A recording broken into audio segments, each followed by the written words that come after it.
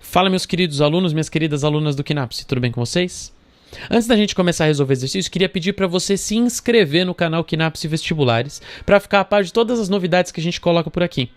Agora, a gente vai resolver a questão 94 da FUVEST 2004, que diz pra gente o seguinte: qual das seguintes situações pode levar o organismo de uma criança a tornar-se imune a um determinado agente patogênico por muitos anos, até mesmo pelo resto de sua vida? Então, olha só, quando a gente fala aqui que a criança vai ficar imune, a gente está falando no sistema imunológico. Certo? Dentro desse funcionamento do sistema imunológico, a gente vai ter um agente muito importante que vai ser responsável pelo combate de infecções, de doenças, né? Que são os anticorpos, certo? O que os anticorpos vão fazer, então, é identificar especificamente o agente causador da doença e combatê-lo. Então, a gente vai poder trabalhar de duas formas com anticorpos, usando um soro ou usando uma vacina. Qual a diferença desses dois processos? No uso do soro, a gente injeta numa pessoa os próprios anticorpos, de modo que esses anticorpos injetados vão lá e combatem a doença. Por outro lado, com uma vacina, o que a gente faz é, na verdade, num indivíduo sadio, injetar um antígeno. Antígeno aqui a gente vai considerar como sendo qualquer coisa que possa ativar o sistema imunológico. E esse antígeno, então, é relacionado normalmente a um causador de doença, mas ele é enfraquecido. Isso vai fazer o quê? Vai ativar o sistema imunológico dessa criança, de modo que o próprio sistema imunológico da criança produza anticorpos. E esses anticorpos, produzidos pelo próprio organismo da pessoa, vão ser capazes de combater a doença.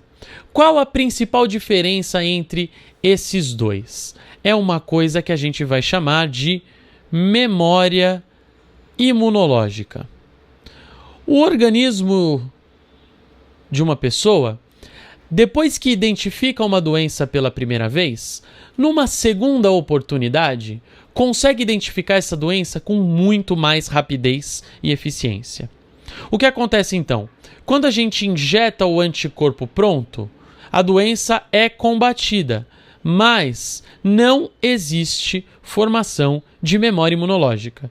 De modo que, se essa pessoa for infectada uma segunda vez, ela responde da mesma forma que a primeira e a gente precisa usar o soro de novo, e de novo, e de novo.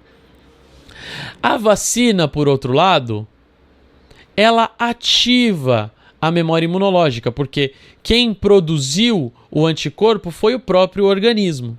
Ativando a memória imunológica, se essa pessoa for infectada uma segunda vez, o organismo vai responder muito mais rapidamente e vai combater sozinho a doença.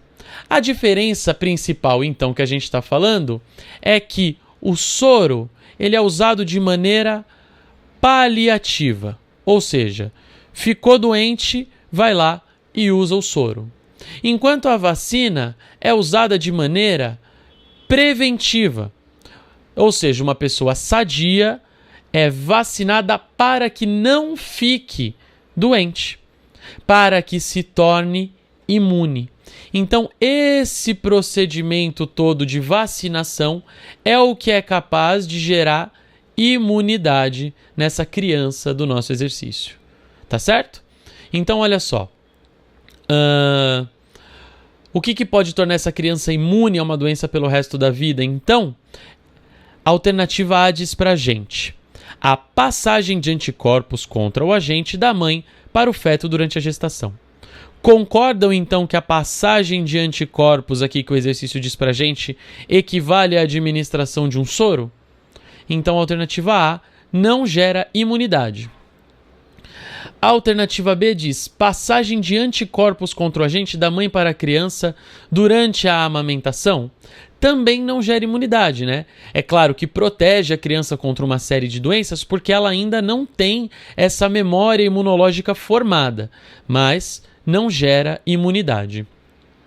A alternativa C diz inoculação no organismo da criança de moléculas orgânicas constituintes do agente. Olha só, essas moléculas orgânicas que a alternativa está dizendo para a gente é esse antígeno enfraquecido que eu disse para vocês. Então a alternativa C é uma forte candidata. Vamos dar uma olhadinha nas outras duas para desencargo de consciência e confirmação da nossa resposta correta.